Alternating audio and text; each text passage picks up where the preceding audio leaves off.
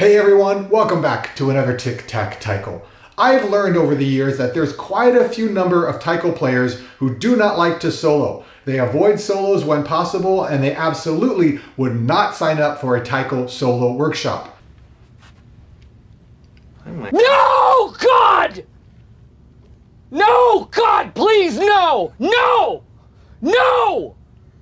No! And I have a lot of videos on my channel about soloing and improvising, but those videos are geared for people who are looking to find ways to be more creative, to get out of a rut or unstuck, who want a challenge. And those solo videos are not going to appeal to someone who doesn't even want to solo to begin with.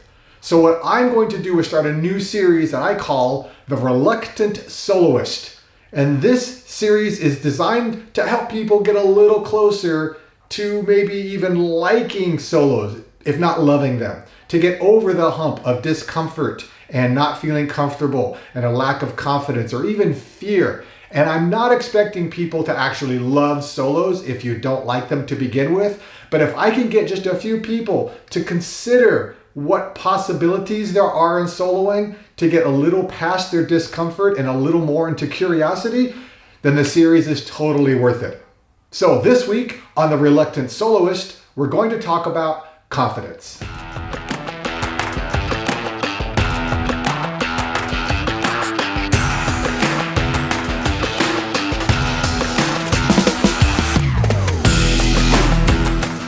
It should come as no surprise to anyone who's watched my videos or seen me perform or even talked to me for 5 minutes that I love to solo. I love improv. I love creating solos ahead of time. I love watching people solo, and I love teaching solo workshops. And this love of soloing brings with it a sense of confidence. So if I'm soloing and I make a mistake, it doesn't feel great, but so what? I'm having fun. And the next solo will be even better. That feeling of confidence is very innate to me, and I don't know that I necessarily learned it from anyone. But if you don't have that joy, that love of soloing, then you don't have that confidence, that shield. In fact, you might be on the opposite side and feel unconfident because you don't know what might happen. You could make mistakes, you could run out of material, you could, explode. I'm being silly. But that feeling I would understand because I've been that way in other things that aren't taiko related. Without confidence, it's hard to solo. It's hard to do a lot of things, especially when you consider that taiko, for the most part, is a performing art, even if you're not performing for someone. And confidence on stage is different than confidence soloing, although there are some similarities. When you're performing on stage or with a group in general, there's some safety in numbers. You can blend into the background. I'm one of many people, and if I make a mistake, maybe nobody saw. It's not a big deal. But when I'm soloing, all the eyes are on me, and if I make a mistake, everybody knows. And even if you don't make a mistake, there's the worry that might come with it. And there's expectations to entertain, to be good, to be better than the last soloist or better than the next soloist. Doesn't really matter what exactly those issues are that are in a person's head. They feel very real, and it makes it difficult to solo, which is probably why a lot of people don't want to do it. So let's talk about different ways that a person can gain confidence. There are a lot of them, but for taiko, I'm going to talk about three that I find to be the most common, the most popular, and or the most effective ways for a taiko soloist to gain confidence. And those three methods are time, acting, and practice. I'll explain each one and go over the pros and cons of each. But before I do that, I want to mention that there's one thing you can absolutely be confident in before you even watch the rest of this video. And that's if you click the little thumbs up button on my video, it will make your day better. It just does. It's magic. It's science. I don't know why, but you could be confident that it does. In fact, you could be doubly confident if you click on the thumbs up and the subscribe button, because apparently that's how science works. So let's talk about 3 ways a taiko soloist can be more confident. The first method is time. Over time, a person can become more confident. This method acknowledges that you might be unconfident and says, that's okay, just keep doing solos and eventually a switch will be flipped and you will be confident. The advantage of this method is that it is happening. It is happening now, whether you were aware of this method or not, whether you are confident or not. If you solo, you are using this method. It's incredibly efficient because of that. So every time you practice a solo in your head or by yourself or in a practice with a group or on stage, you are getting closer to becoming confident. However, there are two huge disadvantages to this method. The first is you have no idea when that switch will flip. Now let's say at the rate you're going, at the amount that you solo, it will take you 10 years before you become confident. Okay, cool, it's a long time, but cool, you have a date. I mean, realistically, you don't know how long it would take, but let's just say 10 years. However, unbeknownst to you, you're only going to be playing taiko for another 9 years, for whatever reason. Health reasons, family, work priorities, whatever. Maybe you win the lottery and you just decide taiko's not your thing anymore. It could happen. But that means you stop playing taiko before you are confident at soloing, which means for the entirety of your taiko history, you're never confident playing solos, and that sucks. Now, it could be a little more like you play taiko for another 20 years, but it takes you 50 years before you become confident, or 1 in 10, or whatever. The point is, that threshold always has a gap between when you stop and when you could be confident. Again, this sucks. And the second disadvantage is that this essentially chooses a path of suffering. And I don't mean this from a Buddhist philosophy. I mean, it's like saying to someone, hey, every morning I want you to slap me across the face until one day I won't flinch, and then you can stop slapping me. That's not really ideal, and until you stop flinching, every morning is gonna suck. It just feels like there are better options than slamming your head into a wall until one day you don't feel the pain. So this method brings one advantage and two huge disadvantages. It's terrible. So why would I even bring it up? Because I feel like this is the most common method that unconfident taiko players use. In fact, that every taiko player tends to use, at least in the beginning, because they don't know that they're doing it and they don't know that there are alternatives. But I'm going to present two alternatives that are way better than this method. But I will say, to be fair, you don't have to abandon this method. Like I said in the beginning, we are all doing it to a degree, but you can do this and something better. And the second method is acting. Have I hurt you? Don't be silly. Acting! Brilliant! Thank you! Thank you! Have you ever heard the phrase, fake it until you make it? That's essentially what this method is all about. It acknowledges that, okay, you're not confident, but can you pretend to be someone who is? And what would that look like? What would that sound like? What would that feel like? There are three approaches, flavors that you could take in this method. The first is to pretend to be you, but in the future. What would a confident you look like, play like, sound like? Okay, cool. Now do that. And in some ways, this could be kind of fun. You're giving yourself permission to be you, so it's authentic, but a better version of you. So what would you do if you weren't nervous or scared or unconfident?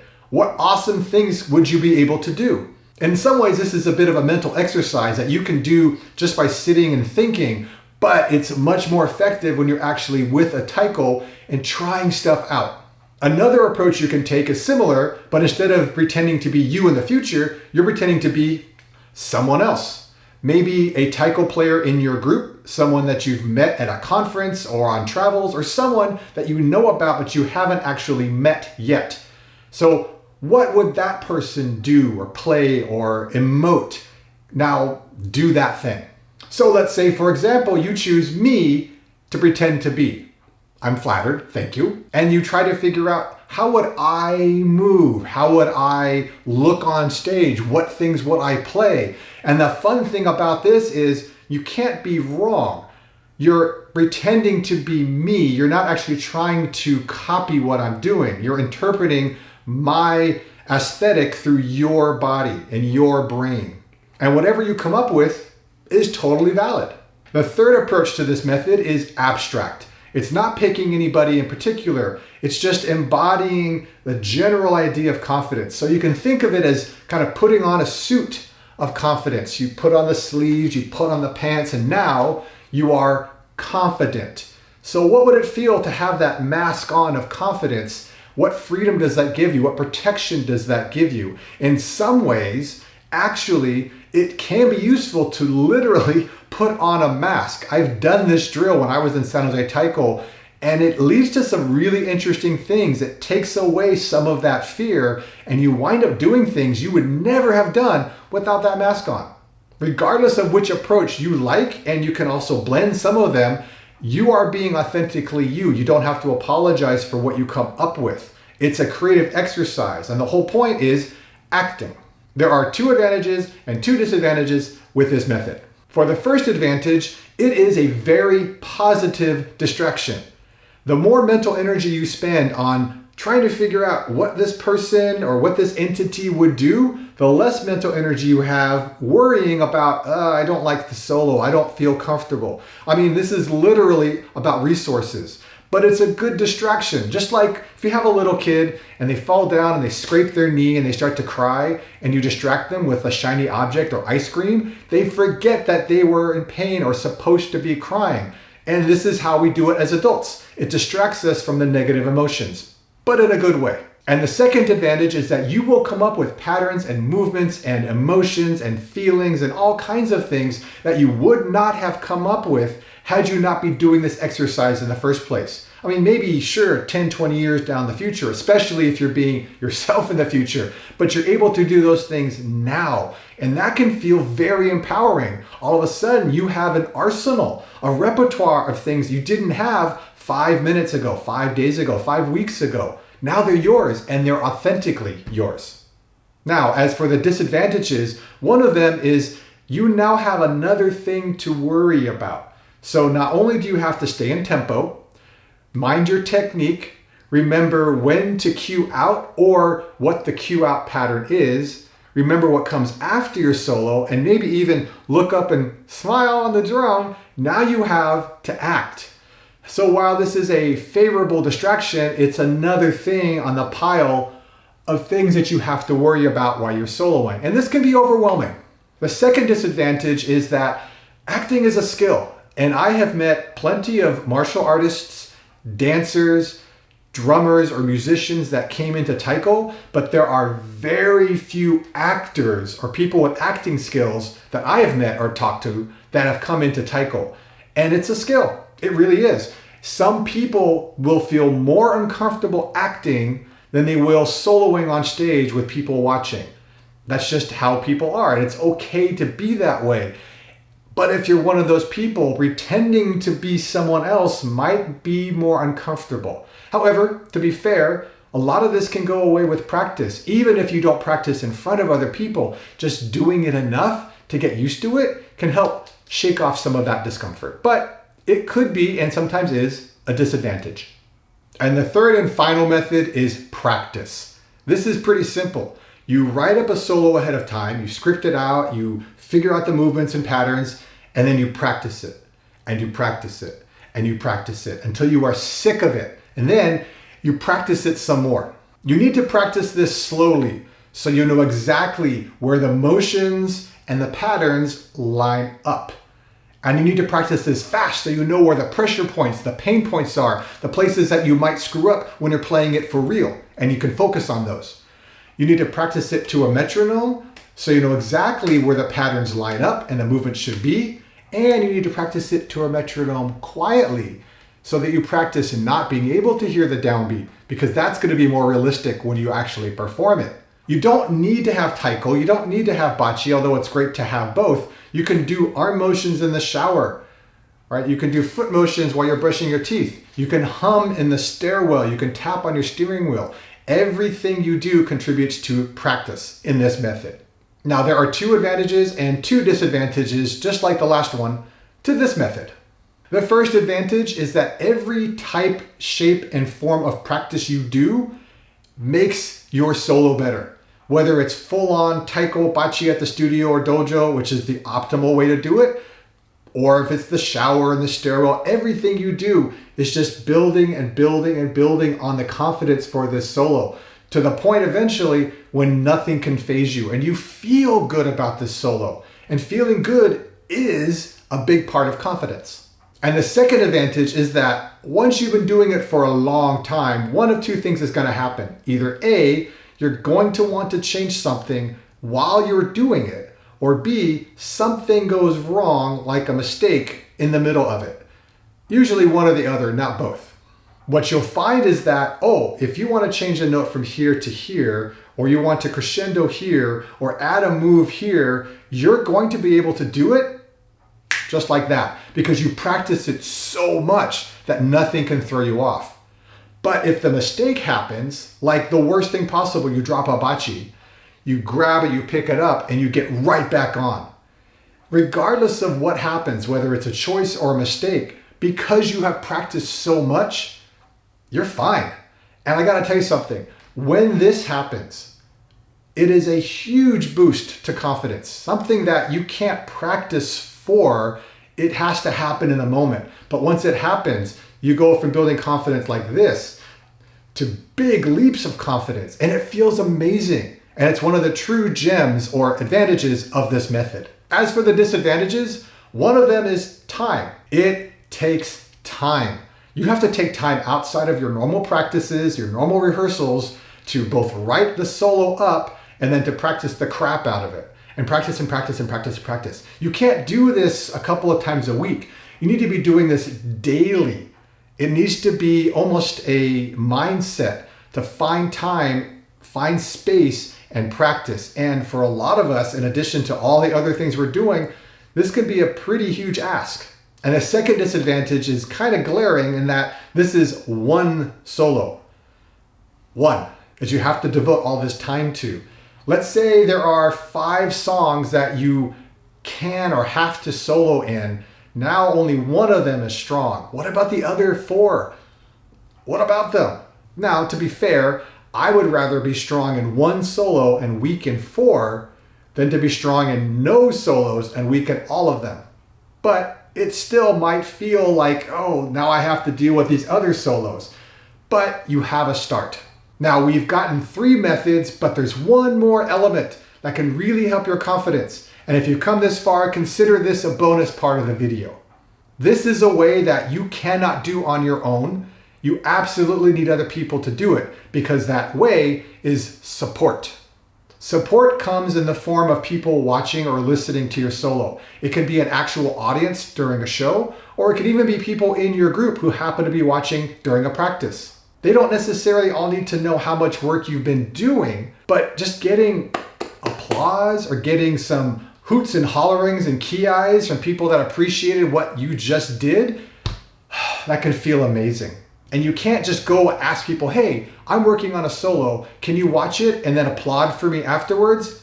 That's not gonna feel much at all. It's gonna be very artificial. You need this to happen organically. So yeah, you have to put yourself out there in this process, but it takes your confidence from small steps to much, much bigger ones when you realize that your efforts are being seen.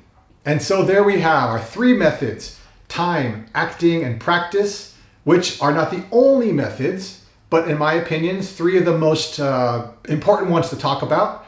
And we have this little extra element of support. Now, you don't have to use just one of these. You can have a combination. And remember, time on its own, terrible method, but at least you know you can use it with others.